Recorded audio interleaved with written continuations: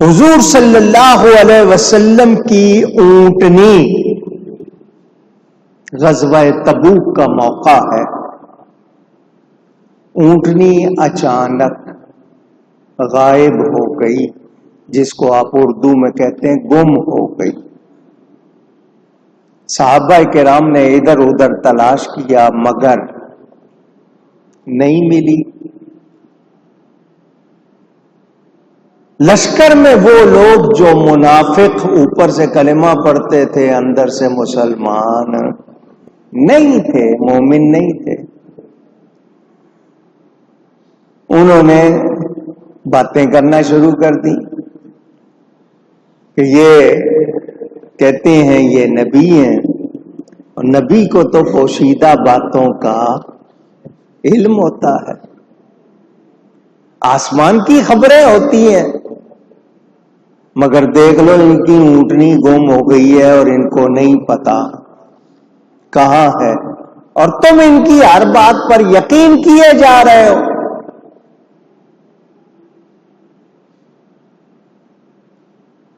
منافقوں کی یہ باتیں حضور صلی اللہ علیہ وسلم کو پتہ چل گئی۔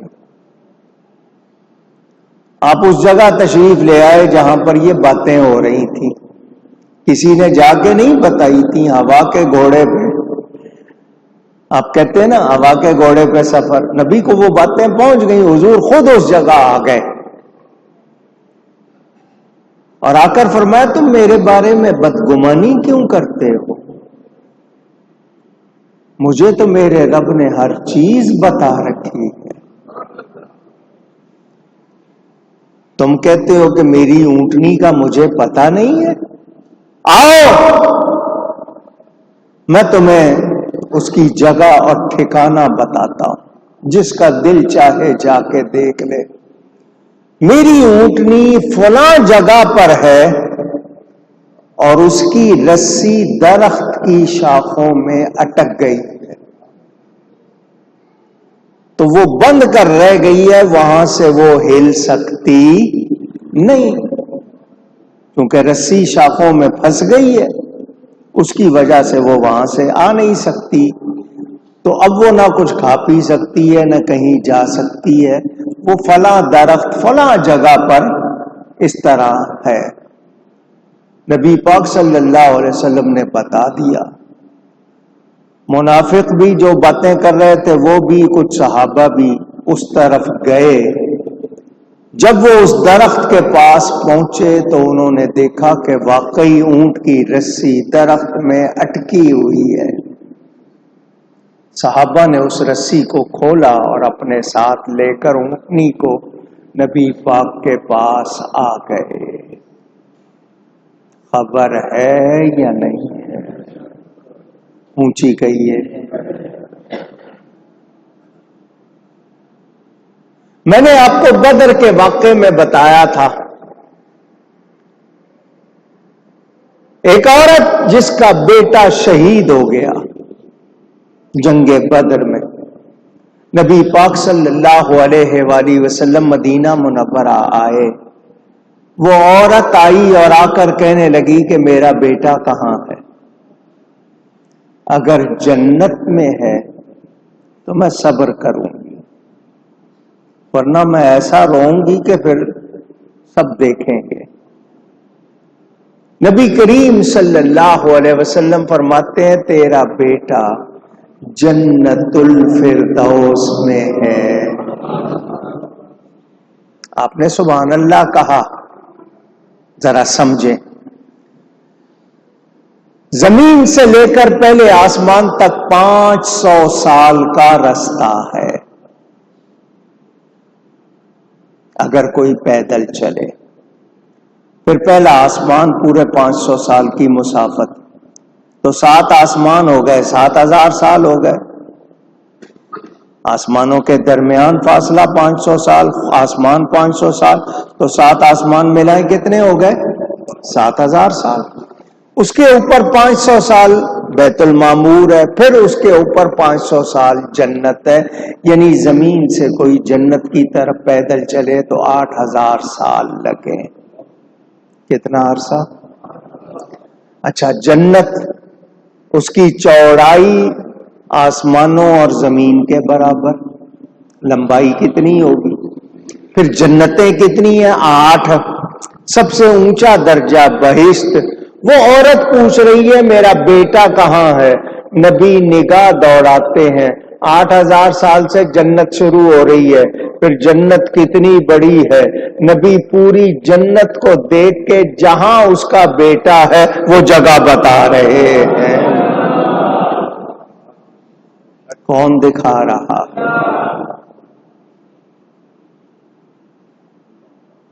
کچھ بھی ان سے چھپا ہوا، اونچی کہہ دیں۔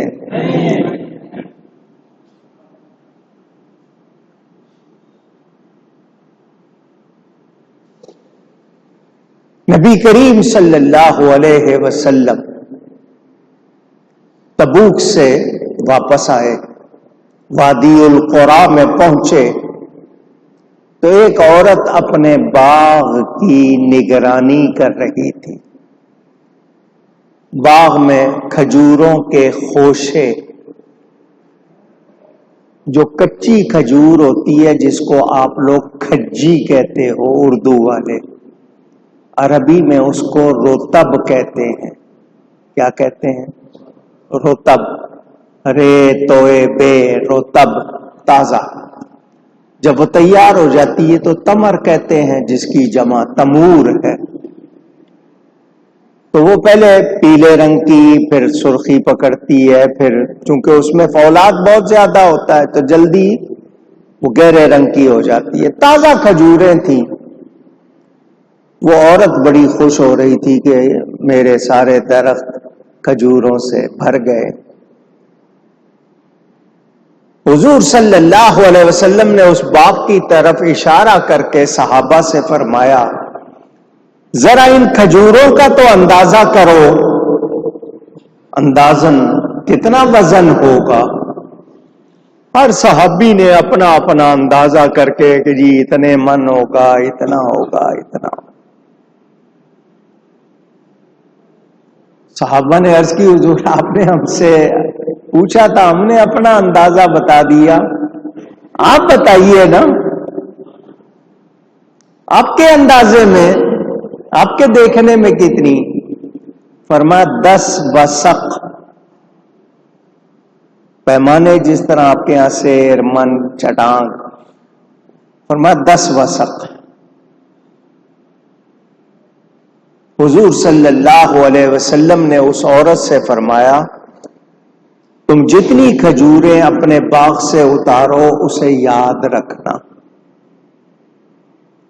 وزن کرو گی نا تو اسے یاد رکھنا، ہم واپسی پر تم سے پوچھیں گے۔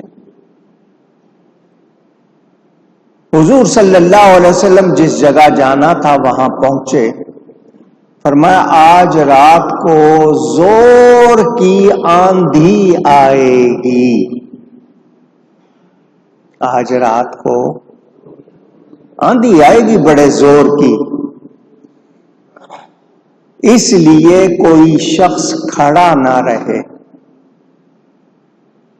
اور جس کے پاس اونٹ ہو وہ اونٹ کو باندھ دے، اس کو بھی کھلا نہ چھوڑے۔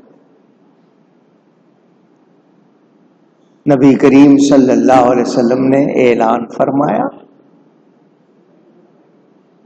ہمیں پتا چل گیا آندھی آئے تو کھڑے نہیں رہنا چاہیے، کسی چیز کا سہارا لے کر بیٹھ جانا چاہیے۔ ابھی رات کا کچھ تھوڑا سا حصہ گزرا تھا کہ زور کی آندھی، اسٹارم، طوفان آیا، ایک شخص بیٹھا نہیں، کھڑا رہا، اس کو آندھی نے اپنے کندھوں پر اٹھا لیا، اور اتنا زور تھا اس آندھی میں، اس کو جا کے پہاڑ پہ پھینک دیا۔ حضور صلی اللہ علیہ وسلم اگلی صبح وہاں سے پھر گزرے، وادی القرا پہنچے تو اس عورت سے پوچھا کتنی کھجوریں؟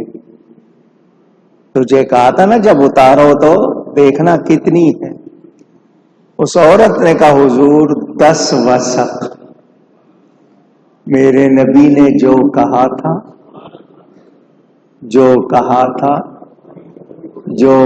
تھا تمہارے منہ سے جو نکلی وہ بات ہو کے رہی۔ کیوں؟ اس لیے کہ اس منہ پر کون بولتا ہے؟ تمہارے منہ سے جو نکلی وہ بات ہو کے رہی، جو دن کو کہہ دیا رات تو رات ہو کے رہی۔ نبی کے منہ پر خدا بولتا ہے۔ نبی پاک نے 2 باتیں فرمائی تھی، ایک تو کھجوروں کا بتا دیا تھا کہ یہ کتنی ہے، دوسرا یہ کہ آندھی آئے گی، کوئی کھڑا نہ رہے، سارا کچھ کس نے بتایا تھا؟ اللہ تعالی نے نبی کی باتیں سچ کر دکھائی۔ میرے دوستوں اور بزرگوں، آندھی کی خبر دی تھی، کوئی آثار نہیں تھے، کوئی پیمانے نہیں لگائے ہوئے تھے حکومتوں نے، جیسے ویدر ڈپارٹمنٹ ناپتے ہیں درجہ حرارت کتنا ہوگا، کیا ہوگا۔ نبی کو کون بتاتا ہے؟ اللہ بتاتا ہے۔ میں یہ آپ کو واقعات سنا رہا ہوں، اس طرح کے واقعات کوئی 1 2 نہیں ہیں، کتنے ہیں۔ سراقہ، جب نبی پاک صلی اللہ علیہ وسلم نے ہجرت فرمائی،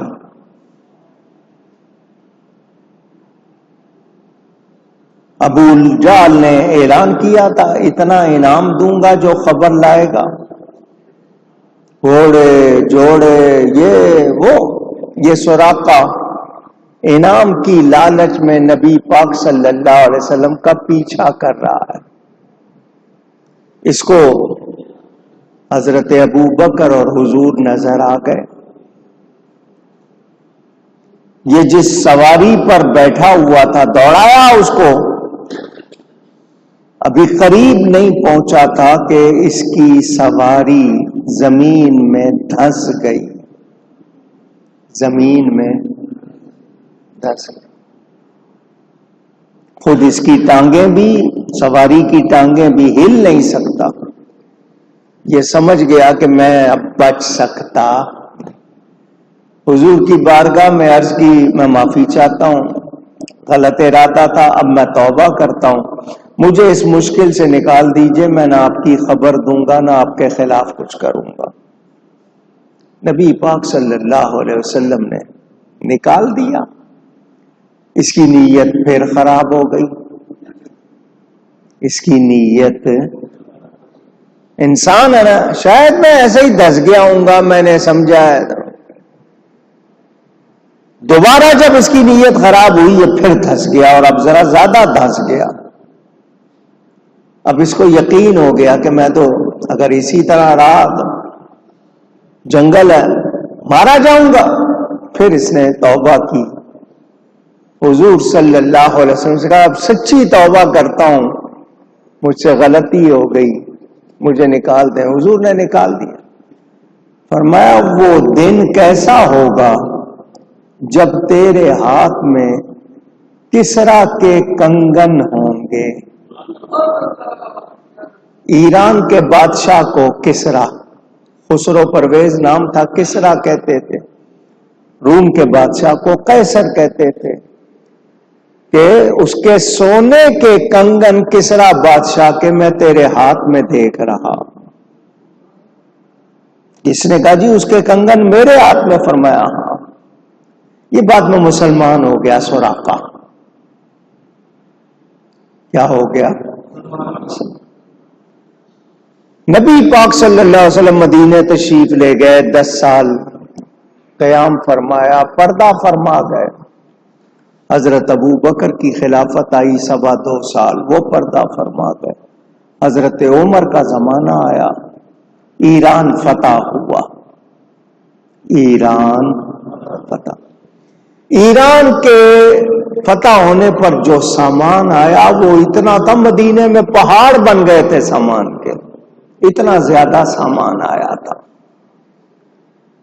اس میں ایران کے بادشاہ کے کنگن بھی آئے، ایران کے بادشاہ کے کنگن بھی آئے، مال غنیمت۔ حضرت عمر ان کو ہاتھ میں لے کے دیکھ رہے ہیں کہ یہ کس کو دوں؟ سراقہ آگے آیا، وہی سراقہ، اس نے کہا مجھے پہنائے یہ کنگن مجھے پہنائے۔ رسول پاک صلی اللہ علیہ وسلم نے اس کی خبر بہت پہلے دے دی تھی۔ برسوں کے بعد جو کچھ ہونا ہے نبی دیکھ رہے، نبی کون خبر دے رہا؟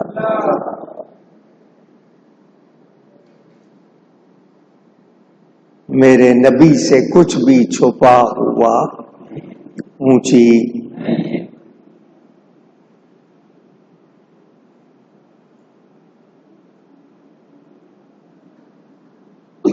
مدینہ منورہ سب سے پہلی اسلامی ریاست، مگر وہاں یہودی بھی رہتے تھے، منافق بھی، اور آپ کو پتا ہے ان کا کام کیا ہے؟ شرارت۔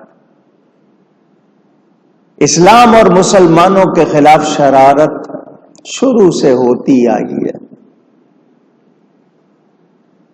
یہ اسلام اور مسلمانوں کے خلاف سازشیں کرنے سے باز نہیں آتے، ان کو کوئی جھجک بھی نہیں، یہ درندے بن جاتے ہیں، سفاک، وحشی، خونخوار، انسانیت بھی بھول جاتے ہیں۔ غزہ میں دیکھ رہے ہو نا کیا ہو رہا ہے، مذہب کیا ہوتا ہے، اخلاق کیا ہوتا ہے، قدریں کیا ہوتی ہیں، یہ لوگ پرواہ نہیں کرتے۔ ان کے ذہنوں میں، دلوں میں ہر وقت مسلمانوں کو تکلیف پہنچانے، اسلام کو نقصان پہنچانے کے منصوبے بنتے رہتے ہیں۔ منافق زبان پر ایمان کا کلمہ، دل میں ایمان نہیں، یہ یہود و نصارہ اسلام کے دشمنوں کے دوست ہوتے ہیں۔ مارے آستین، مار فارسی میں سانپ کو کہتے ہیں، آستین یہ آپ کی جو سلیو ہے، یعنی آپ کی آستین میں چھپے ہوئے سانپ، مارے آستین، اندر آپ کے رہ کے آپ کو ڈستے ہیں، آپ کو نقصان پہنچاتے ہیں، مسلمانوں میں گھس کر ان کے اتحاد کو توڑنے اور ان کے خلاف سازشیں کرنا۔ نبی کریم صلی اللہ علیہ وسلم جنگ تبوک سے واپس تشریف لائے مدینہ، تو مسجد نبوی میں جب آئے تو منافق لوگ مسجد کے صحن میں گھیرا بنا کر بیٹھے ہوئے تھے، دائرہ بنا کر بیٹھے ہوئے۔ سمجھ گئے ہو بات کو؟ نہیں سمجھے ہو؟ آج بھی بہت سے لوگ ہوتے ہیں نا، بستر لوٹا پارٹی، اب نہیں سمجھ آئی آپ کو؟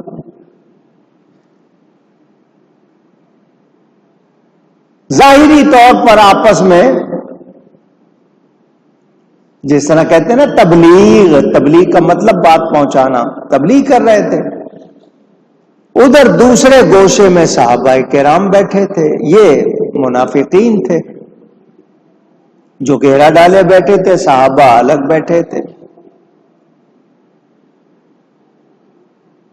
حضور صلی اللہ علیہ وآلہ وسلم تشریف لائے تو صحابہ ادب سے اٹھ کر کھڑے ہو گئے، سراپا نیاز بن گئے۔ حضور صلی اللہ علیہ وسلم ان کے ساتھ، ان کے درمیان بیٹھ گئے۔ صحابہ سوال کرنے لگے، نبی پاک جواب دینے لگے۔ مگر وہ جو منافق الگ بیٹھے تھے وہ ادھر آئے نہیں. حضور صلی اللہ علیہ وسلم نے اشارہ کر کے فرمایا یہ جو بیٹھے ہیں نا گھیرا ڈال کے، ان کو مسجد سے نکال دو، مسجد سے نکال. وہ آگے سے اڑی کرنے لگے، حضور نے فرمایا دھکے دے کے نکال دو. حضرت ابو ایوب انصاری رضی اللہ عنہ اٹھے، عمر بن قیس جو ان کے قبیلے سے تھا اس کو پکڑا، گھسیٹتے ہوئے لے گئے اور مسجد سے باہر نکال دیا. دوسرے منافق رافع بن ربیعہ النجاری اس کو چادر سے پکڑا، اس کو بھی نکال دیا. رافع بھی حضرت ابو ایوب انصاری کے قبیلے سے تھا. اس دوران ایک دوسرے صحابی عمارہ بن حزم زید بن عمر کی طرف لگ کے اس کو پکڑا، اس کو مسجد سے باہر لے گئے. حضرت عمارہ نے جب زید بن عمر کو باہر پھینکا تو اس نے آگے سے ان کے لیے سخت لفظ جس طرح کو منہ سے نکالتا ہے وہ نکالے. حضرت عمارہ نے جواب دیا ہے منافق اللہ تجھے ہلاک کرے، جو عذاب اللہ نے تیرے لیے تیار کر رکھا ہے وہ اس سے بھی زیادہ سخت ہے. خبردار آج کے بعد نبی پاک صلی اللہ علیہ وآلہ وسلم کے مسجد کے نزدیک بھی نہیں پھٹکنا. پھر ایک اور صحابی ابو مسعود بن اوس جو بدری تھے وہ اٹھے، انہوں نے قیس بن سہل منافق کو پکڑا، حالانکہ وہ ان سے بہت زیادہ صحت مند تگڑا تھا، اس کو بھی آپ نے مسجد سے نکالا. بنی خدرہ میں سے ایک مسلمان اٹھا، وہ حارث بن عمر منافق پر جھپٹا، اس کو نکالا. بنی عمر بن عوف میں سے ایک مسلمان اٹھا، اس کا بھائی منافق تھا، انہوں نے اس کو پکڑ کے نکالا. یہ منافق مسجد سے نکالے جا رہے تھے، وہ اپنے لیے ہاتھ پاؤں مار رہے تھے، مسجد میں شور ہنگامہ کرنا چاہ رہے تھے. نبی پاک صلی اللہ علیہ وسلم خاموش بیٹھے دیکھ رہے تھے. یہ لوگ چیخ رہے تھے جنہیں نکالا گیا تھا. حضور اکرم صلی اللہ علیہ وآلہ وسلم کو اللہ نے بتا دیا تھا کون کون ہیں، کیا کیا ہیں. نبی نے نکلوایا یا نہیں نکلوایا؟ پوچھ رہا ہوں. اب تفصیل پڑھنی ہو تو ضیاء النبی میں پیر کرم شاہ صاحب نے اس کو تفصیل سے لکھا ہے. میری باتوں کا خلاصہ کیا ہوا؟ اللہ کی عطا سے اللہ کا نبی سب کچھ. آپ کے اندر ایمان ہے یا نہیں نبی کو پتا ہے. وہ لوگ منافق تھے، نبی کو پتا ہے کہ یہ کون ہے. وہ اللہ کی عطا سے جانتے ہیں.